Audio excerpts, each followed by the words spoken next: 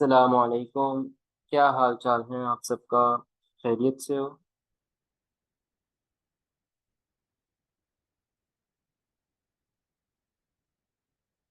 तो भाई आज की क्लास स्टार्ट करते हैं।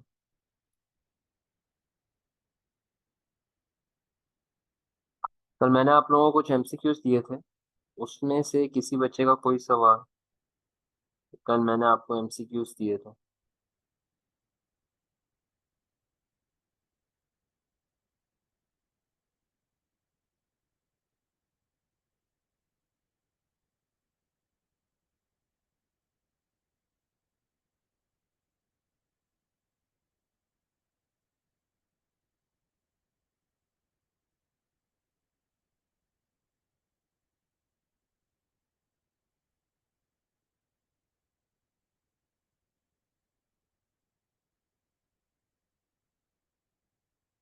तो देखो, आज हमने क्या सीखना है। कल हमने क्या सीखा था? कल हम लोगों ने एक दो आसान बात सीखी थी। एक हमने सीखा,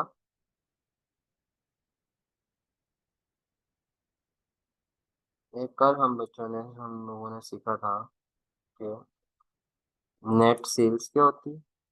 कल हमने सीखा नेट सेल्स क्या होती है। कल हमने ये सीखा कि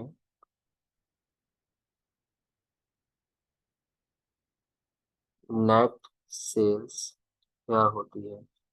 हमने नेट सेल्स सीखा कल। नेट सेल्स होती थी sales minus sales return minus, बस ठीक है, यहाँ तक ही थी। फिर हमने सीखा नेट परचेज क्या होती है। हमने सीखा नेट परचेज क्या होती है। नेट परचेज होती है जी परचेज, उसमें प्लस करते हैं कैरेज इनवर्ड और माइनस करते हैं परचेज रिटर्न। ठीक है। इसके बाद हमने सीखा cost of sales, cost of goods sold क्या होती है। कॉस्ट ऑफ गुड्स सोल्ड को कॉस्ट ऑफ सेल्स भी कह लेते हैं, ठीक है, शॉर्ट करके। कॉस्ट ऑफ गुड्स सोल्ड को कॉस्ट ऑफ सेल्स भी कह लेते हैं। कॉस्ट ऑफ गुड्स सोल्ड को कॉस्ट ऑफ सेल्स भी कह लेते हैं। और कॉस्ट ऑफ सेल्स हमने सीखा ओपनिंग इन्वेंट्री, उसमें ऐड करेंगे नेट, ये बहुत इंपॉर्टेंट बात है, नेट परचेज और माइनस कर देंगे क्लोजिंग इन्वेंटरी। कल हम लोगों ने ये तीन फॉर्मूला सीखे हैं। कल हम लोगों ने तीन फॉर्मूला सीखे हैं। आज हम लोगों की डिस्कशन होगी प्रॉफिट पे। आज हम लोगों की डिस्कशन है किस पे? प्रॉफिट पे। प्रॉफिट पे, प्रॉफिट क्या होता है, प्रॉफिट किसे कहते हैं। ठीक है जी। Profit is when, profit is when, ये नोट कर लें अपने पास। Profit is when incomes exceeds expenses। Profit तब होता है जब आपकी इनकम्स आपके एक्सपेंसेस से एक्सीड कर जाए। तो जो इनकम और एक्सपेंसेस में डिफरेंस होता है वो प्रॉफिट कहते हैं। कैसे प्रॉफिट कहते हैं? फॉर एग्जांपल आपकी इनकम्स हैं 100 और आपके एक्सपेंसेस हैं कितने? 70। तो 100 में से हम 70 माइनस करेंगे और जो 30 आएगा, इस 30 को हम क्या कहेंगे? ये प्रॉफिट है। इस 30 को हम कहेंगे ये प्रॉफिट है। इनकम है आपके पास 200 और एक्सपेंसेस हैं आपके 150। तो 200 में से 150 माइनस करेंगे, ये जो 50 आ रहा है इसको प्रॉफिट कहेंगे। ठीक है। Profit is when income exceeds expenses. Profit तब होता है जब इनकम एक्सपेंसेस से एक्सीड्स कर जाए। ठीक है। और प्रॉफिट की दो टाइप्स होती हैं। प्रॉफिट की दो टाइप्स होती हैं। एक को कहते हैं ग्रॉस प्रॉफिट और एक को कहते हैं बच्चों नेट प्रॉफिट। एक को कहते हैं ग्रॉस प्रॉफिट, एक को कहते हैं नेट प्रॉफिट। एक है ग्रॉस प्रॉफिट, एक है नेट प्रॉफिट। ग्रॉस प्रॉफिट क्या होता है? Gross profit means profit on trading activity only. Gross profit means profit on trading activity only. Business के अंदर दो तरह की एक्टिविटीज होती हैं, ठीक है जी, याद रखना। एक होती है ट्रेडिंग एक्टिविटी, एक होती है ट्रेडिंग एक्टिविटीज। बिजनेस के अंदर दो तरह की एक्टिविटीज काफी होती हैं। एक्टिविटी आप कह लो दो तरह की होती हैं। एक होता है ट्रेडिंग एक्टिविटीज और एक को हम कह लेते हैं अदर एक्टिविटीज।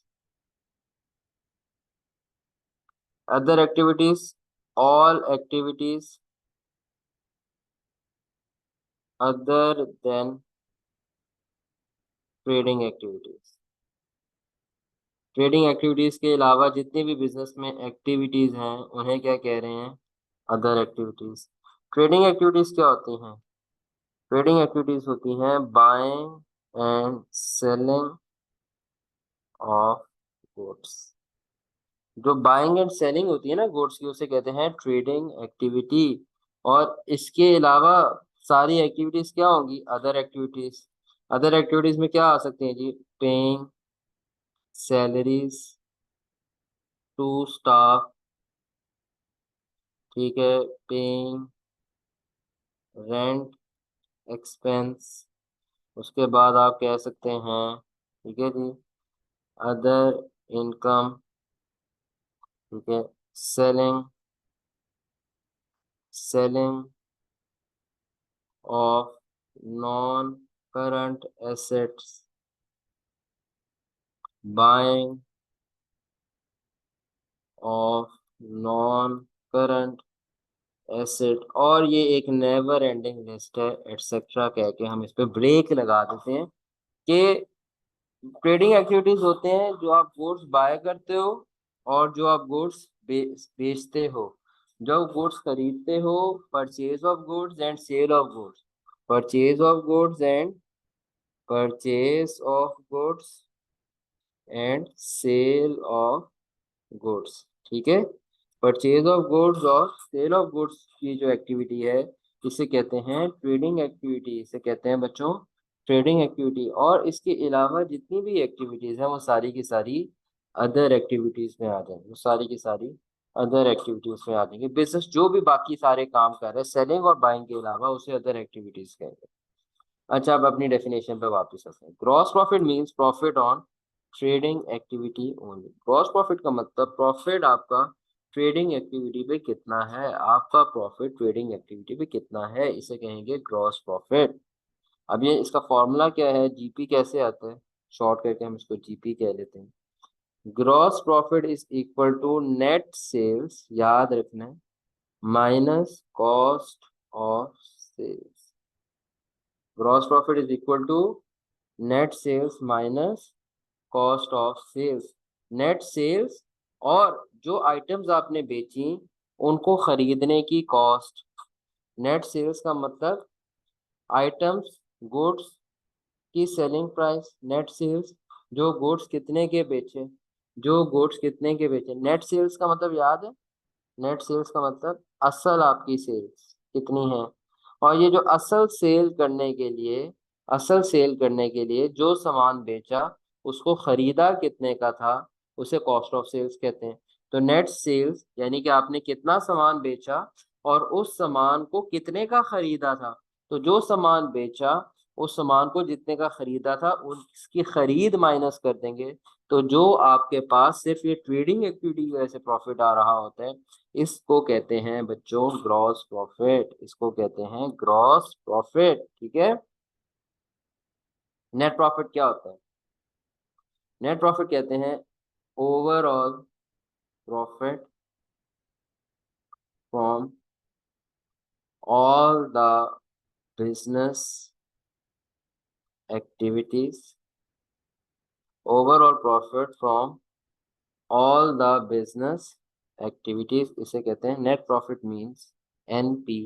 मीन्स ऐसे स्टार्ट कर लेते हैं, overall profit from all the business activities. यहाँ पे क्या था, ग्रॉस प्रॉफिट था, profit on trading activity only, only सिर्फ ट्रेडिंग एक्टिविटी, एक्टिविटी पे जो प्रॉफिट आता है,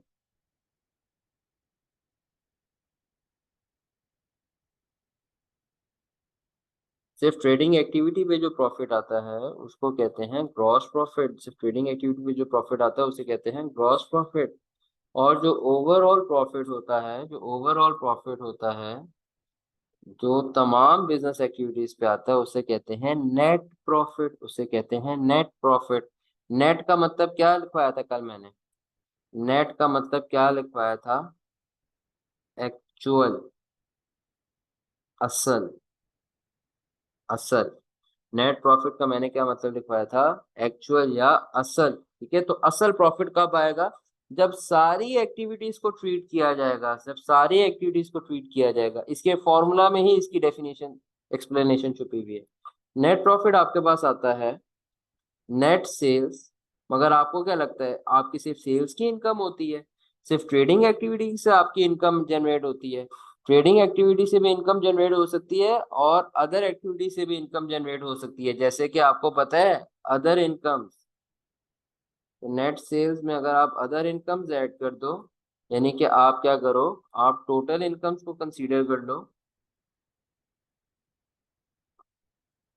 और आप उसमें से माइनस कर दो, आप उसमें से माइनस कर दो दो चीजें, माइनस कर दो आप उसमें से cost of sales,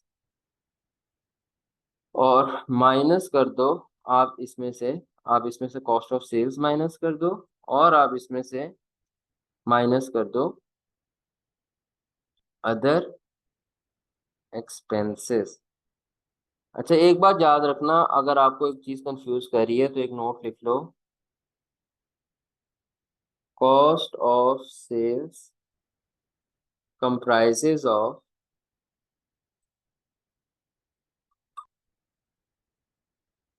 comprises of purchase expense from different periods। अगर ये जुमला नहीं समझ आया ना तो मुझसे पूछो, मैं एक्सप्लेन करता हूँ। Cost of sales comprises of purchase expense from different periods. Cost of sales में असल में परचेज एक्सपेंस से लिखा होता है फ्रॉम डिफरेंट पीरियड्स। ठीक है, आपको कॉस्ट ऑफ परचेज का, कॉस्ट ऑफ सेल्स का फॉर्मूला देखा है, आपको पता है कि ये जो नेट परचेज होती है ना, ये जो नेट परचेज होती है असल में इसका मतलब है वो जो आपने आइटम्स परचेज किए उनकी कॉस्ट। इन्हीं आइटम्स में से कुछ आइटम्स होती हैं जो क्लोजिंग इन्वेंट्री में आ रही होती हैं, इनको आप माइनस कर देते हो, इनको आप माइनस कर देते हो और अगले अकाउंटिंग पीरियड में इसी परचेज के कुछ पोर्शन को आप क्या करते हो, अगले अकाउंटिंग पीरियड की ओपनिंग इन्वेंट्री में इंक्लूड कर देते हो। तो अल्टीमेटली ये जो ओपनिंग इन्वेंट्री के अंदर प्राइस आ रही होती है, क्लोजिंग इन्वेंट्री पे प्राइस आ रही होती है, ये जो प्राइस होती है ये वो परचेज एक्सपेंस ही होता है ना, जो परचेज एक्सपेंस आपने रिकॉर्ड किया होता है उसी का पोर्शन होता है ना, जो अनसोल्ड होता है उसको आप क्लोजिंग इन्वेंट्री बना लेते हो।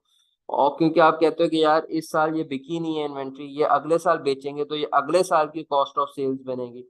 तो इसलिए जो आपके पास समझ लो कि ये जो आपके पास कॉस्ट ऑफ सेल्स होती है ये कंप्राइज परचेज एक्सपेंस पे ही मुश्तमिल होती है, मगर मुख्तलिफ पीरियड्स की, मगर मुख्तलिफ पीरियड्स, मगर मुख्तलिफ पीरियड्स की। तो ये बात आपको समझ आई है? सब बच्चों को ये नोट क्लियर हो गए? सब बच्चों को ये नोट क्लियर हो गए? असल में परचेज एक्सपेंस सारा का सारा, परचेज एक्सपेंस, सिंपल बात ये है कि परचेज प्रॉफिट निकालने के लिए आप सेल्स में से परचेज एक्सपेंस माइनस नहीं करते, आप प्रॉफिट्स निकालने के लिए सेल्स में से क्या माइनस करते हो, कॉस्ट ऑफ सेल्स। बेशक ग्रॉस प्रॉफिट हो बेशक नेट प्रॉफिट हो, प्रॉफिट निकालने के लिए सेल्स में से एक्सपेंस, परचेज एक्सपेंस माइनस नहीं होता, कॉस्ट ऑफ सेल्स माइनस होती है।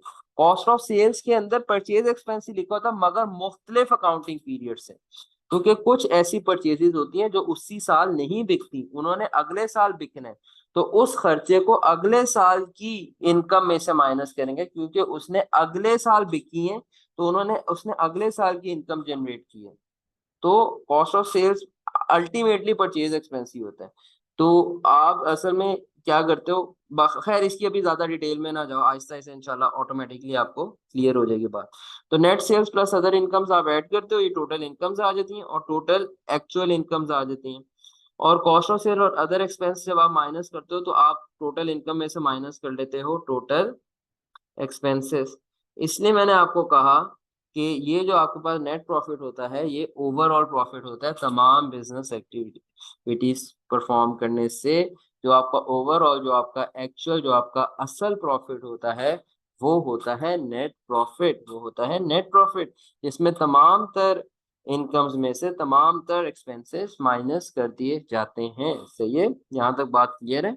यहाँ तक बात क्लियर है सबको?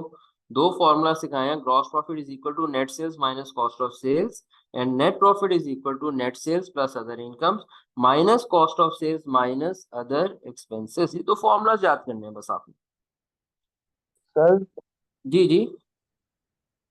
सर एक क्वेश्चन है कि ये जो टोटल एक्सपेंसेस है, पहले इनको प्लस नहीं करेंगे, यानी cost of sales plus other expenses, ये टोटल एक्सपेंसेस बनेगा ना?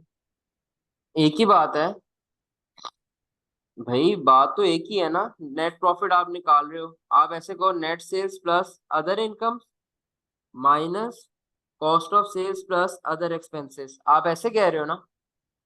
Yes sir. तो अगर मैं ऐसे लिख दूं, अब आपको ये पता है कि अगर मैं ब्रैकेट हटाऊं तो मैं कहूंगा minus minus minus plus minus, ये अगर ब्रैकेट हटाते थे तो माइनस प्लस यस माइनस ही हो गया, और ये माइनस प्लस ये दोबारा से क्या हो गया, माइनस। तो अगर मैं ब्रैकेट्स ना लगाऊं तो मुझे ये पता चल रहा है कि प्रॉफिट निकालते वक्त सेल्स और इनकम को ऐड करना है और जितने भी खर्चे हैं उसको माइनस करना है। ऐसे भी ऐसे लिखना है, ऐसे लिख लो जैसे ओके ये अभी सर। लिखा हुआ है। अगर ब्रैकेट्स लगा के उसमें प्लस का यस साइन सर। डाला है तो वो भी ठीक है, इसमें तो कोई मसला नहीं है। बस कॉन्सेप्ट क्लियर करना है आपने कि भाई टोटल इनकम में से टोटल एक्सपेंसेस को माइनस करना होता है।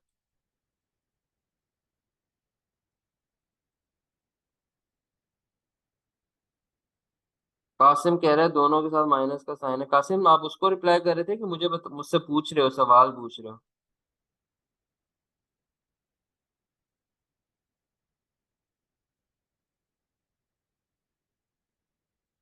चलो ठीक है, गुड।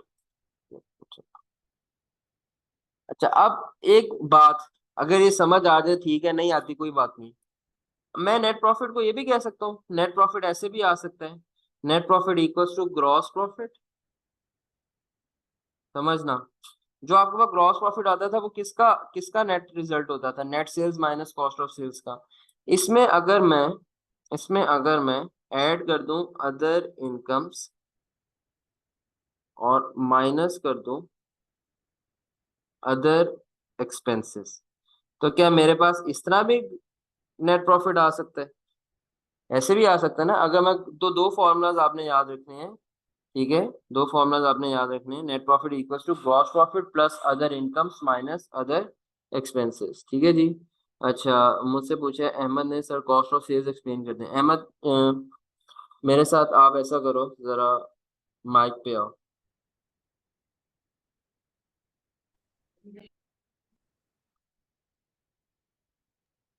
जी सर। क्या हाल है अहमद, ठीक हो? यार सर आप कैसे, अहमद, ठीक तुम्हें ठाक? कॉस्ट ऑफ सेल्स की अभी तक क्या समझ आई है?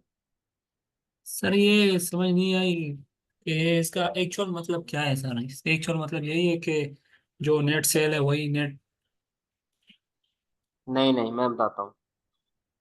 ग्रॉस कॉस्ट ऑफ सेल्स का मतलब ये होता है कि जो जितनी आपने सेल्स की है ना, जितनी आपने सेल्स की है, जितनी आपने सेल्स की है, उन आइटम्स को, जिन आइटम्स को बेचा है, उन आइटम्स को खरीदने की क्या कॉस्ट थी, इसे कहते हैं कॉस्ट ऑफ सेल्स। ठीक है मैं, ठीक है सर। ठीक है? ठीक है सर। नहीं नहीं, समझो इसको, बात को सोचो।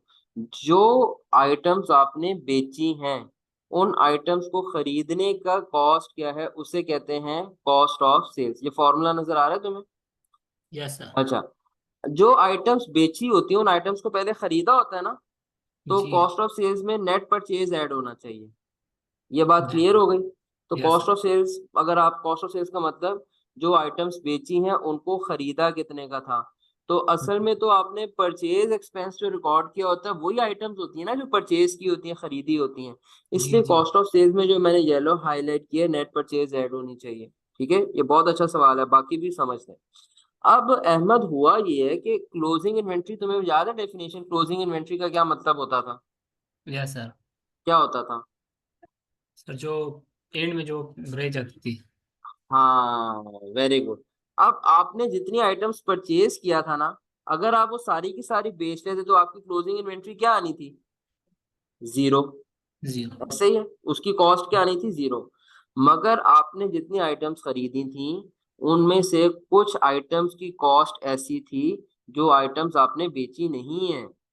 क्लोजिंग इन्वेंट्री की कॉस्ट आ रही है, इसका मतलब है सारी की सारी आइटम्स नहीं ना बेची। तो इसका मतलब है जितनी आइटम्स खरीदी हैं उनकी सारी की सारी कॉस्ट कॉस्ट ऑफ सेल्स में ऐड नहीं होनी चाहिए। कुछ आइटम्स खरीदी हैं नेट परचेजेस में, उनमें से कुछ आइटम्स ऐसी हैं जो नहीं बिकी। तो जो आइटम्स नहीं बिकी उनकी कॉस्ट कॉस्ट ऑफ सेल्स में आनी चाहिए कि नहीं आनी चाहिए, पहले बताओ। ये आनी चाहिए सर। जो आइटम कॉस्ट ऑफ सेल्स का मतलब क्या होता है, पहले ये बताओ। सर जो कॉस्ट आई हो, जितना खर्चा आया हो जिस सेल्स तक का। हाँ ठीक है, जितनी आइटम्स बिकी उन आइटम्स को खरीदने की कितनी कॉस्ट है, यस उनको सर। क्या कहते हैं? कॉस्ट ऑफ से। सेल्स। क्लियर हो गई बात? अच्छा, आपने कुछ आइटम्स खरीदी, आपने आइटम्स खरीदी हैं ₹100 की, परचेज की है ₹100 की, मगर उसमें से अनसोल्ड है, क्लोजिंग इन्वेंट्री आ रही है, उसमें से क्लोजिंग इन्वेंट्री आ रही है ₹80 की। इसका मतलब ये 80 ज्यादा हो गया, 20 कर लेते हैं। ₹20 की क्लोजिंग इन्वेंट्री आ रही है। इसका मतलब ये है कि आपने जितनी सारी की सारी आइटम्स नहीं बेची, ये मतलब बन रहा है इतनी इंफॉर्मेशन देख के। आपने यस सर। ₹100 की आइटम्स खरीदी है मगर ₹20 की आइटम्स ऐसी हैं जो अनसोल्ड बच गई हैं, वो आपकी क्लोजिंग अच्छा। इन्वेंट्री में आ गई। अब आपने अगर ये निकालना है कि आपने जो आइटम्स बेची हैं, आपने जो आइटम्स बेची हैं उन आइटम्स की कितनी कॉस्ट की आइटम्स हैं जो आपने बेची हैं, जो आइटम्स आपने बेची हैं वो कितनी कॉस्ट की आइटम्स हैं। अगर मैं कहूँ ₹100 कॉस्ट है तो मैं गलत नहीं होऊंगा, क्योंकि मैं ये तब कहता कि मेरी कॉस्ट ऑफ सेल्स 100 है जब मैं जितनी आइटम्स परचेज कर रहा हूँ सारी की सारी बेच लेता, मगर मैंने सारी की सारी आइटम्स को नहीं बेचा। समझ आ रही है ये बात? सही है सर, सही है। मैंने कितनी आइटम्स को नहीं बेचा? मैंने ₹20 की आइटम्स है जिनको नहीं बेचा, इसलिए मैं इस 100 में से ₹20 की आइटम्स माइनस करूंगा। मैं ये कहूंगा मैंने सिर्फ और सिर्फ ₹80 की आइटम्स बेची हैं। ठीक है सर। ठीक है, ये होता है। और ये 20 में कब बेचूंगा? ये 20 में कब बेचूंगा? अगले पीरियड में। जो इस साल नहीं बिकी वो अगले पीरियड में बिक जाएंगी ना, एज्यूम करो वो अगले पीरियड में बिक जाएंगी।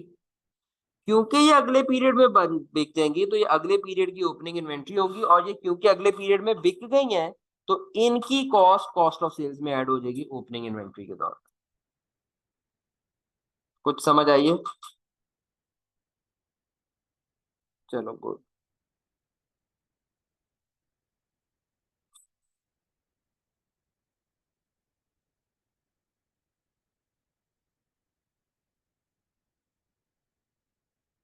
अच्छा, अब बच्चों को करना ये है आपने, इसके ऊपर है कुछ हमारे पास प्रैक्टिस, थोड़ी सी प्रैक्टिस करते हैं।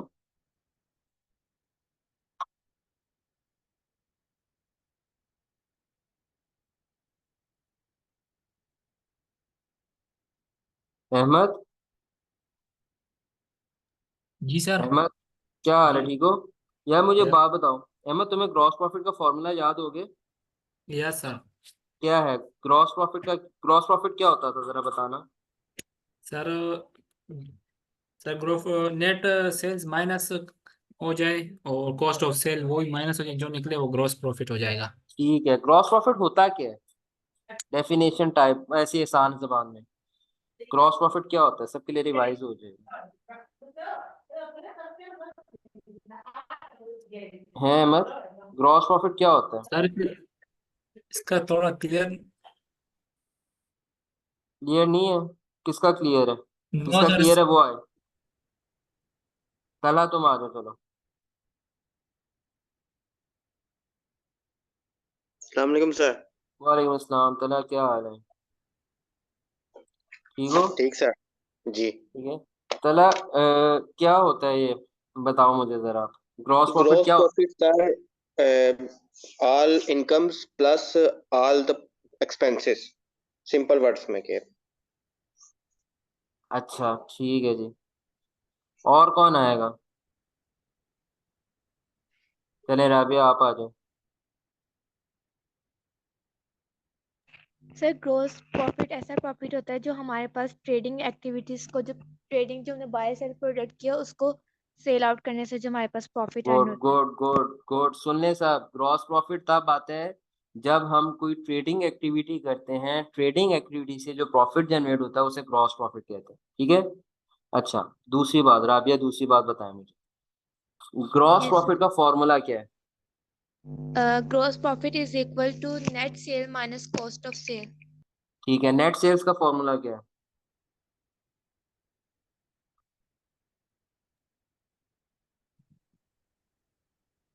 क्या हुआ है, साथ रहने। Net sales is equal to sale minus sale returns. ठीक है, गुड। और कॉस्ट ऑफ सेल्स का क्या फॉर्मूला है? सोचो सोचो, गलत बता सर दो, कोई मसला नहीं है, मैं ठीक करवा कॉस्ट दूंगा। ऑफ कॉस्ट ऑफ सेल्स का क्या फॉर्मूला है? Purchase expense minus. नहीं नहीं नहीं, क्वेश्चन एमसीक्यूज नहीं किए घर से?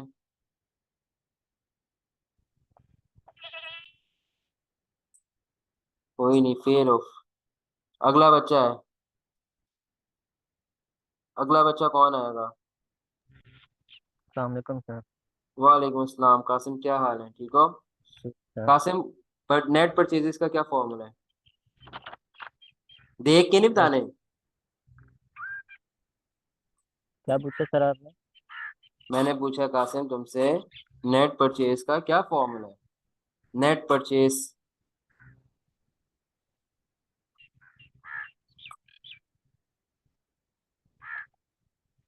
नहीं आता? बता दो नहीं आता सर। हमारा टाइम, हम दूसरे बच्चे से पूछें।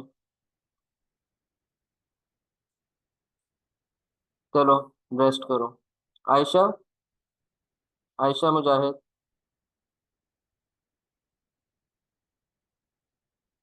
Arham Rashid.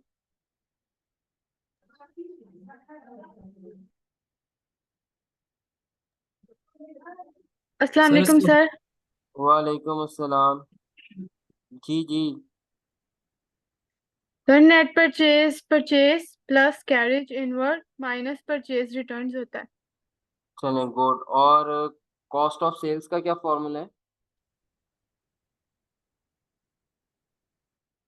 Cost of sales का क्या cost formula of cost of sales opening stock plus जो नेट परचेज होती है और माइनस जो क्लोजिंग स्टॉक। है? Very good very good. ठीक है जी। ठीक है जी, ग्रॉस प्रॉफिट का क्या फॉर्मूला है? ग्रॉस प्रॉफिट हमारे पास net sales minus cost of sales, net यानी sales minus cost of sales, very good. और net profit? Net profit net होता है क्या, पहले एक्सप्लेन कर दें।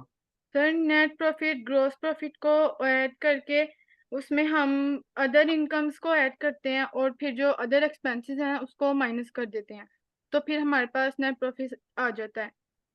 चलिए, गुड हो गया। आपने पहले पढ़ी हुई थी चीजें सारी?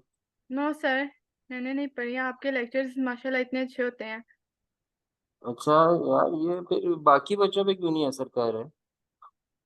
बाकी बच्चे, तुम लोग बहुत कमजोर हो यार, मतलब मैं जिस लेवल पे तुम लोगों को लेके जाना चाह रहा हूँ ना, उससे पीछे हो। आगे बहुत मसले आ जाएंगे अगर आप चीजों को साथ साथ रिवाइज नहीं ना करोगे। बाकी सब बच्चों को कह रहा हूँ। और जो शहजादे क्लास को लाइव नहीं ले रहे, वो एक्सपेक्ट ना करें ये। मैं आप सबको बता रहा हूँ, डराने के लिए नहीं कह रहा। आप सबको मोटिवेट करने के लिए कह रहा हूँ कि ये हमारा टफ पेपर है, ये हमारा टफ पेपर है। इसको इजी बना रहा हूँ मैं, इसको मैंने बड़ी मुश्किल से, बड़ी मेहनत से इजी बनाने की कोशिश की है। मगर अगर आप इस क्लास में रेगुलर नहीं होगे ना, और रेगुलर बेसिस पे आप क्लास के बाद लेक्चर को रिवाइज नहीं करेंगे, तो आप सारी मेरी मेहनत पे पानी फेर देंगे। ठीक है। इसलिए इसलिए आप बच्चों, भाई सीरियस हो जाओ, टाइम कम है, मुकाबला सख्त है।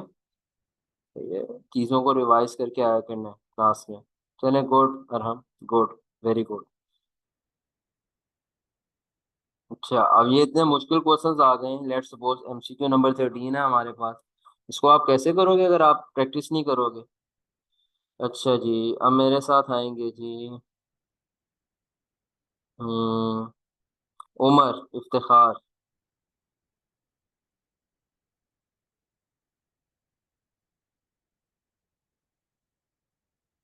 उमर, उमर कहाँ पे हो?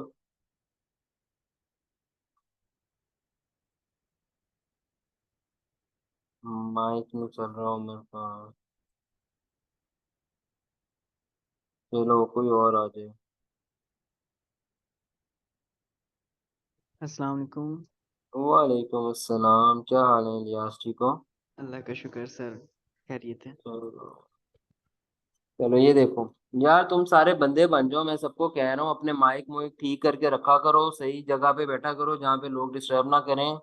मैं बार बार मैं सबको बुलाता हूँ क्लास में और मुझे पता चल रहा है कि कौन सीरियस है कौन सीरियस नहीं है।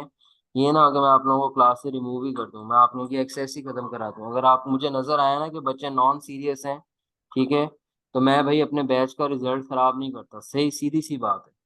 सही है, मुझे नॉन सीरियस एटीट्यूड वाले बच्चे नहीं चाहिए। ये ना हो कि मैं आपको जो है ना अपने सेक्शन से ही रिमूव करवा दूँ, फिर सीखते रहना जाके अकाउंटिंग। सही कह रहा हूँ। मुझे बहुत अफसोस हुआ आज की क्लास में। और ये आज एक दिन में नहीं हुआ, ये आप लोगों के मल्टीपल टाइम्स इश्यूज आ रहे हैं यार। आप लोगों ने ऑनलाइन ऑप्ट किए, मैंने आपको पहले भी बात बताई थी, आप लोगों ने ऑनलाइन ऑप्ट किए। अपने ये पेटी इश्यूज रिजॉल्व करके बैठा करो, कोई एक आध बार हो जाए तो समझ आती है। मगर 3 से 4 बच्चों को मैं कंटिन्यूअसली बुला रहा हूँ, सारे बच्चे या तो रिस्पॉन्ड नहीं कर रहे होते, किसी का माइक का मसला है, किसी का और मसला है। यार इस चीजों को रिजॉल्व करके बैठो भाई।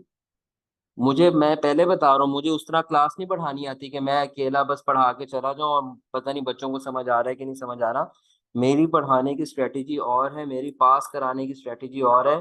पढ़ाने के असूल अलग होते हैं इलियास, सॉरी यार, मुझे मुझे बोलने दो इन्हें।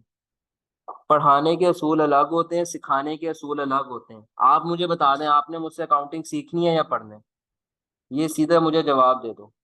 आपने सीखना है या पढ़ना है? अगर आपने पढ़ना है तो उसकी अप्रोच और है, अगर आपने सीखना है उसकी अप्रोच और है, सीधी सी बात है। मैं भी क्लियर रहूंगा, आप सब भी क्लियर रहोगे। मैं आपकी चैट का इंतजार कर रहा हूँ सबका। मुझे बता दो, मेजोरिटी बच्चे जो कहेंगे मैं वो करूंगा। आपने अकाउंटिंग सीखनी है या पढ़नी? सिंपल सी बात है। आपको मैं यकीन दिला देता हूँ, पढ़ने से अकाउंटिंग पास नहीं होती, पढ़ने से अकाउंटिंग पास नहीं होती। 44% रिजल्ट है ICAP का, क्योंकि बच्चे अकाउंटिंग पढ़ते हैं, बच्चे अकाउंटिंग सीखते नहीं है। 44% रिजल्ट का मतलब पता है क्या होता है? कि अगर 10 बच्चों ने पेपर दिया तो सिर्फ 4 बच्चों का पेपर पास हुआ, बाकी 6 का पेपर रह गया। ठीक है। और मेरी क्लास का रिजल्ट, जो मेरा लाइव सेक्शन चल रहा है, उसका 100% रिजल्ट आया हुआ है। सही है, ठीक है, 100% रिजल्ट आया हुआ है। वो कैसे आता है? क्योंकि मैं अकाउंटिंग सिखाता हूँ, मुझे अकाउंटिंग पढ़ानी नहीं आती। ठीक है। और जब मैंने चीज सिखानी है तो मेरे सिखाने के अपने अंदाज हैं, उन उन अंदाज को आप लोगों को मेरे साथ चलना पड़ेगा। तो अब ये जो है ना इश्यूज वगैरह, सर मेरा माइक नहीं चल रहा, ये नहीं चल रहा, वो नहीं चल रहा, इसका मतलब ये भी नहीं है कि लाइव क्लास से भाग जाओ, फिर तो बिल्कुल ही फारिग हो गए। लाइव क्लास को लाइव क्लास की तरह अटेंड करना है, सही है। तो इसलिए मैं आप सबको कह रहा हूँ कि तैयार प्रिपेयर होके बैठा करो। मैं किसी भी बच्चे को कॉल आउट कर सकता हूँ और मैं उससे पिछले दिन की चीजें पूछ सकता हूँ, मैं किसी भी बच्चे को कॉल आउट कर सकता हूँ, मैं उससे पिछले दिन की चीजें पूछ सकता हूँ। इसलिए रिवाइज करके आना है, सब बच्चों ने तैयार होके आना है। सबको मेरी बात समझ आ गई है? मुझे ये बातें रिपीट तो नहीं करनी पड़ेंगी दोबारा इस सेशन में? चलें, गुड। अच्छा चलें, इलियास आ जाओ तुम, बाद में किसी और बच्चे को बुलाते हैं। Okay sir. अच्छा, इलियास ये देखो, उन्होंने पूछा what is the gross profit. ठीक है। नेट सेल्स क्या है इसमें? कैलकुलेटर है तुम्हारे पास? जी सर, मेरे पास कैलकुलेटर ठीक है, है। नेट सेल्स क्या आती है? एक मिनट में थोड़ा ढूंढ लूँ। जी सर, ठीक मिल है, गया तला कह रहे कैलकुलेटर। हैं 11। हाँ, क्या आती है? ये मैंने लिखी है, सही लिखी है, जरा चेक करो। नेट सेल्स होता है सेल्स माइनस सेल्स रिटर्न। ठीक है, तो 13 में ये आपसे ग्रॉस प्रॉफिट पूछा, मगर आपको सबसे पहले स्टेप नंबर 1 ग्रॉस प्रॉफिट तक पहुंचने के लिए आपको सबसे पहले नेट सेल्स चाहिए, ठीक है। जी नेट नेट सेल्स सेल्स आएंगे सेल्स माइनस सेल रिटर्न, यानी कि 120,000 माइनस 5,000, ये 115,000 आएगा। फिर भी आप जी सर। ग्रॉस प्रॉफिट तक नहीं पहुंच सकते। Step cost of number goods 2 sold आपने करना है, नेट परचेजेस निकालनी है, ठीक है। जी net net purchase, purchase net purchase क्या होती थी, परचेज प्लस कैरेज इनवर्ड जी minus minus purchase return. Purchase return. अच्छा, तो परचेजेस ये कितनी है, 80,000। कैरेज जी इनवर्ड दिया हुआ क्वेश्चन में, नहीं दिया हुआ सर। अगर होता तो ऐड कर लेते, नहीं जी है। वरना परचेज बस रिटर्न है माइनस 3,000, तो ये आपके पास आ गया 77,000। 77,000। अब स्टेप नंबर 3, जी ओपनिंग कॉस्ट ऑफ सेल्स। जी opening inventory plus plus net purchase net purchase minus closing minus closing inventory. Inventory. Opening जी इन्वेंट्री है 15,000, नेट परचेजेस है आपके पास 77,000, क्लोजिंग इन्वेंट्री है या क्लोजिंग स्टॉक है आपके पास 18,000। जी टू 15,000 प्लस 70,000 चेक करो, यही आता है। 70 नहीं सर ये नहीं आता। 15,000 प्लस 77,000 माइनस 18,000 ये आता है 74,000। ये 74,000 आता है। जी अच्छा 74,000 आता है। हाँ, ये हो ही नहीं सकता, सॉरी मैंने गलती से लिख दिया, ये 74,000 आता है। अच्छा, जी सर। अब आपसे क्या पूछा है, आपसे पूछा है ग्रॉस स्टेप प्रॉफिट। नंबर 4 में, अब आपके पास सारी चीजें आ गई हैं, ग्रॉस प्रॉफिट के सारे लवाजमात आ गए। ग्रॉस प्रॉफिट जी होता सर। है net sales minus cost of sales. तो नेट सेल्स आपने स्टेप नंबर 1 में फाइंड करनी थी, 115,000। जी कॉस्ट ऑफ सेल्स है 74,000, माइनस माइनस होगा, ऐड नहीं होगा, कोई बच्चों ने पीछे ऐड किया था वो ऐड नहीं होगा। 41,000 सर आंसर होगा। 41,000 आपके पास ग्रॉस प्रॉफिट है। कौन सी ऑप्शन, ऑप्शन ये नंबर बी। B option. अच्छा, चलो आगे आते हैं।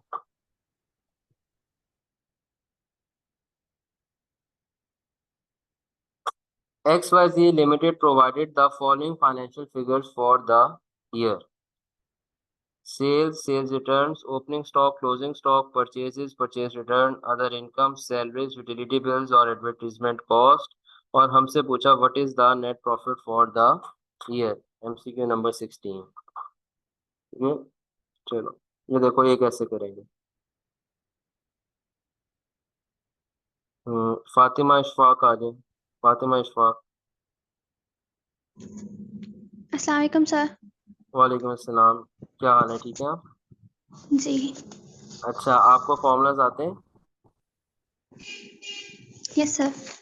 अच्छा चलिए, मुझे आप बताएं कि यहाँ पर नेट सेल्स कितनी आएंगी।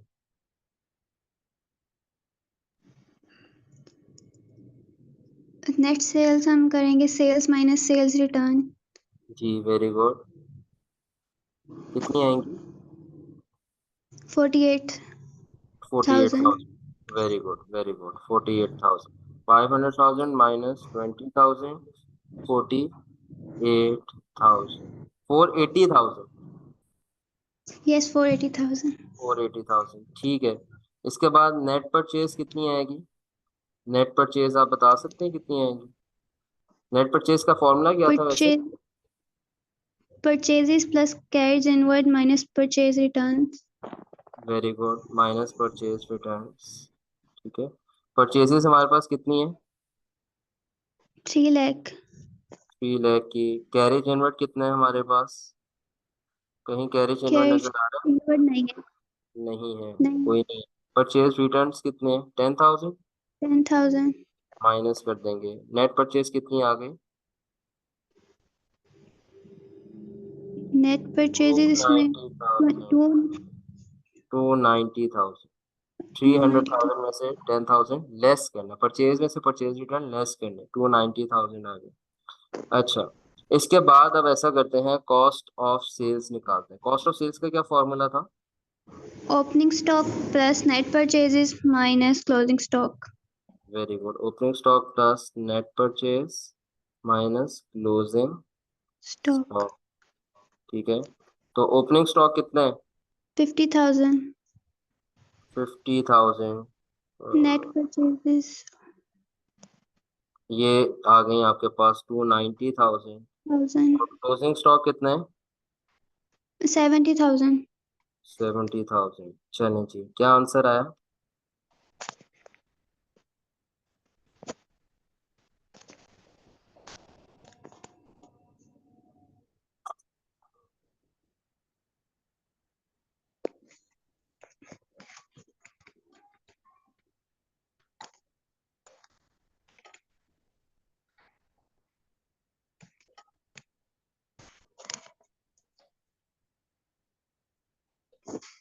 टू 70,000। D good, 270,000। अब उसने हमसे ग्रॉस प्रॉफिट पूछा है या नेट प्रॉफिट पूछा है? Net profit. ठीक है, नेट प्रॉफिट कैसे आता था? नेट प्रॉफिट का फॉर्मूला याद है? नेट प्रॉफिट होता क्या था? नेट प्रॉफिट जो मतलब कि ट्रेडिंग एक्टिविटी और बाकी जो अदर एक्टिविटीज कर से हमारे पास जो प्रॉफिट आता है। Very good, very good. इसमें हम नेट सेल्स ऐड नेट करते हैं plus other cost incomes. Of other incomes minus cost of sales minus other हाँ, एक्सपेंसेस। Very good. आप इसका ऑर्डर आगे पीछे कर लें, उससे कोई फर्क नहीं पड़ता। ठीक है, या आप कहें net sales minus cost of sales plus other incomes minus other expenses, ये भी ठीक है, इसमें कोई मसला नहीं है। ऑर्डर आगे पीछे करने में कोई मसला नहीं है, आंसर तो सेम ही आएगा। माइनस करेंगे इसमें से एक्सपेंसेस, ये इनकम्स ऐड हो गई, इनकम जैसे एक्सपेंसेस माइनस करेंगे, एक कॉस्ट ऑफ सेल्स माइनस करेंगे और एक अदर अदर एक्सपेंसेस एक्सपेंसेस। अच्छा देखो, नेट सेल्स कितनी आ रही है? 480,000। 480,000। अदर इनकम्स कहीं गिवन है? देखो जरा क्वेश्चन में ढूंढो। 5,000। 5,000 प्लस 5,000। कॉस्ट ऑफ सेल्स हमने अभी कैलकुलेट किए 270,000। और अदर एक्सपेंसेस कितने हैं? मुझे याद है ये सैलरीज, यूटिलिटीज, एडवर्टीजमेंट, ये अदर एक्सपेंसेस होते थे, ऐसे ही है। जी। तो यहाँ पर ना हम ऐसा करते हैं, चलो अदर एक्सपेंसेस भी ऐड कर लेते हैं। सैलरीज हैं 100,000 की, यूटिलिटी बिल्स हैं 20,000 के, और एडवर्टीजमेंट कॉस्ट है 15,000 के। 135,000। 135,000। ठीक है, तो इसमें से माइनस कर देंगे 135,000। चलिए, नेट प्रॉफिट क्या आ गया? नेट प्रॉफिट हमारे पास 80,000। 80,000। कौन सी ऑप्शन बन गई? ए। चले जी, वेरी गुड, वेरी गुड। चलो ठीक है,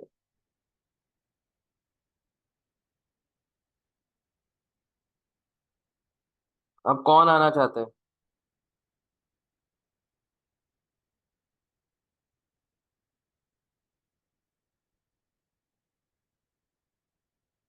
तलहा, तुम आओगे दोबारा?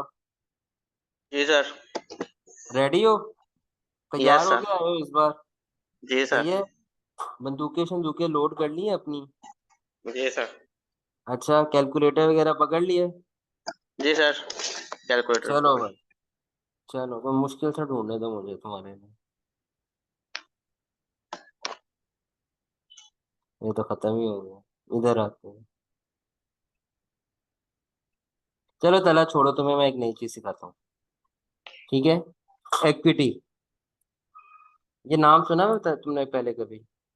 सर ये इक्विटी नाम तो सुना हुआ है, मतलब किसी कंपनी में स्टेक ऐसा कुछ था I2P में।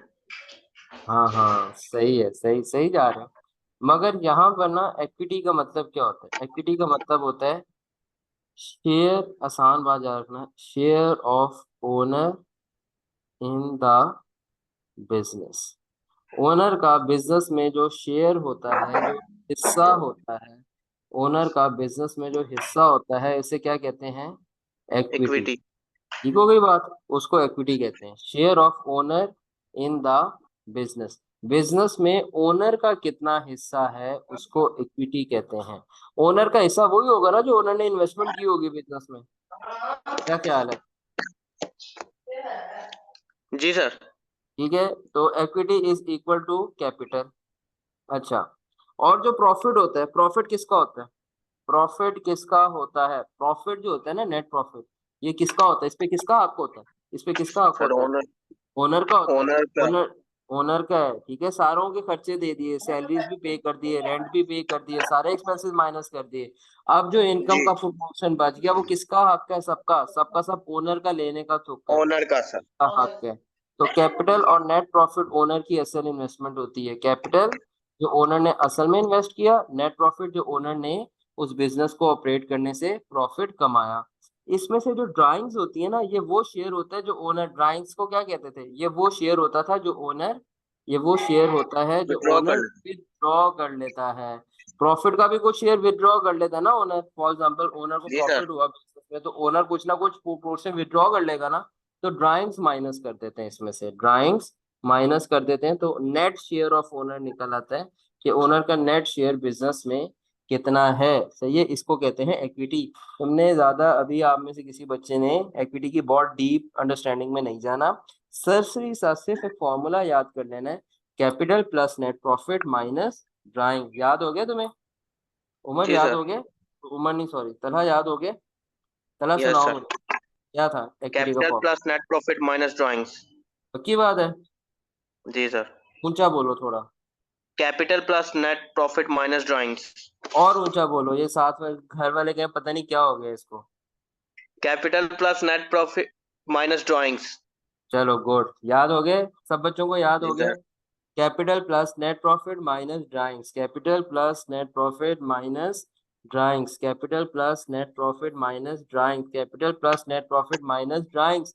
और इसको हम ये भी कह सकते हैं, बड़ा interesting, capital plus income minus expenses. All income में से ऑल एक्सपेंसेस माइनस कर दो तो नेट प्रॉफिट ही आता है ना। ओ भाई, नेट प्रॉफिट ही जी आता सर। है। तो capital plus net profit minus drawings कह दूं या capital plus incomes minus expenses कह दूं, तो एक ही बात है ना। एक ही यस बात है, सर। मगर यहाँ पर ध्यान रखना है, नेट प्रॉफिट में इनकम्स कौन से वाली ऐड होती हैं? नेट प्रॉफिट में इनकम्स होती हैं नेट सेल्स वाली ऐड और अदर इनकम्स। अब नेट सेल्स का तुम लोगों को फॉर्मूला आता है। और यहाँ पर एक्सपेंसेस होते हैं परचेज एक्सपेंस नहीं, कॉस्ट ऑफ सेल्स और अदर एक्सपेंसेस। तो यहाँ पर जो एक्सपेंसेस लिखा हुआ है ना, इस एक्सपेंसेस का मतलब कॉस्ट ऑफ सेल्स और अदर एक्सपेंसेस, और इनकम्स का मतलब net sales plus other income. तो इक्विटी का ये भी फॉर्मूला हो सकता है, capital plus net profit minus drawings. और इक्विटी को हम ये भी कह सकते हैं, capital plus incomes minus expenses minus drawings. याद हो गए दोनों? अब ये दोनों फॉर्मूला ऊंचे ऊंचे पढ़ो। Equity is equal to, equity is equal to capital plus incomes minus expenses minus minus, drawings. 10 दफा पढ़ना है ये formula. Capital plus incomes capital minus पूरा पूरा इनकम्स पूरा माइनस पूरा एक्सपेंसेस माइनस ड्राइंग्स। पूरा कैपिटल पढ़ो। माइनस इनकम्स माइनस एक्सपेंसेस सुन माइनस तो लो, ड्राइंग्स। सुन तो लो, equity is equal to capital plus income minus okay. Expenses minus drawings, इस तरह। Equity is equal to capital minus incomes minus expenses minus drawings. Equity is equal to capital minus income minus गलत expenses पढ़ी minus जा रहे drawings. हो, पढ़ तो लो। Equity is equal to capital plus incomes minus expenses minus drawings, capital plus incomes minus expenses minus drawings. अब पढ़ो। Equity is equal to capital plus income minus expenses minus drawings. बाकी Equity सारे is बच्चे equal भी to पढ़े इसके साथ साथ, capital बाकी सब plus बच्चे भी पढ़े। incomes minus expenses minus drawings. हाँ ठीक है, 2 बार हुआ है, 10 बार पढ़ना है। Equity is equal to capital plus incomes minus expenses minus drawings. 3 bar, Equity is equal to capital plus incomes minus expenses minus drawings. 4 Equity is equal bar, to capital plus incomes minus expenses minus drawings. Equity is equal to capital plus income minus expenses minus drawings. Equity is equal to capital plus incomes minus expenses minus drawings. ठीक है। Equity is equal to capital plus incomes minus expenses minus drawings. Equity is equal to capital plus incomes minus expenses minus drawings. पढ़ो। Equity is equal to capital plus incomes minus expenses minus drawings. Equity is equal to capital plus incomes minus expenses minus drawings. Equity is अच्छा equal to ऊपर capital बस ठीक है incomes ठीक है ठीक है, ऊपर वाला फॉर्मूला पढ़ो, equity is equal to capital plus net profit minus drawings. minus drawings. Equity पढ़ो। is equal to capital plus net profit minus drawings.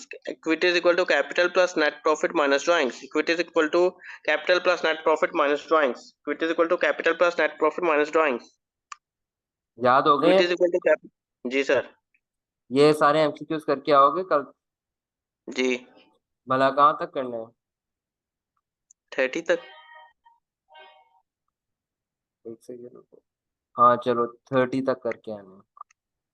ठीक है, कर लेंगे सब बच्चे, तुमने अकेले नहीं करने, सबने करने हैं। 30 तक करने हैं। कल मैं सब बच्चों को, किसी को भी कॉल आउट करके कोई भी फॉर्मूला सुन सकता हूँ।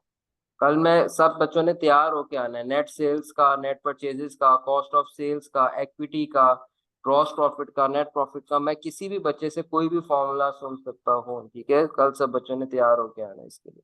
और आपने 34 एमसीक्यूज करने हैं। जिसको ना समझ आए मुझसे कल क्लास में पूछे, वो क्लास में मैं क्वेश्चन एक्सप्लेन करूंगा। अपना बहुत ख्याल रखिए, कल मुलाकात करते हैं। अल्लाह हाफिज। अगर किसी का कोई सवाल है वो मुझसे पूछ सकता है, बाकी जा सकते हैं।